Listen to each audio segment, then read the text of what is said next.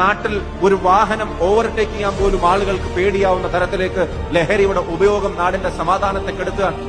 സ്കൂളിൽ പഠിക്കുന്ന കുട്ടികളുടെ കയ്യിലേക്ക് ആയുധങ്ങളും ലഹരിയും വെച്ചു കൊടുക്കുന്ന അവസ്ഥ നമ്മൾ കണ്ടു നിൽക്കേണ്ടി വരിക.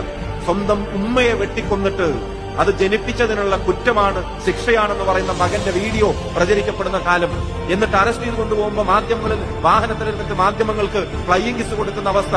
നിങ്ങൾക്കറിയാം, മുത്തശ്ശിയെയും അമ്മാവനെയും ഒക്കെ കൊന്നിട്ട് ശ്രീനഗറിലേക്ക് ടൂർ പോയതിന്റെ കാര്യങ്ങൾ വായിക്കേണ്ടി വരുന്നു. 12ാം ക്ലാസ്സിൽ പഠിക്കുന്ന കുട്ടി വന്നിട്ട് തീർത്ത് കളയുമെന്ന് പറയുന്ന അവസ്ഥയിലേക്ക് കത്തിയെടുത്ത് 16 വയസ്സുള്ള ഒരുത്തൻ തൃശ്ശൂരിൽ 31 വയസ്സുള്ള ഒരാളെ കുത്തിക്കൊല്ലുന്ന ഉൾപ്പെടെയുള്ള വാർത്തകൾ.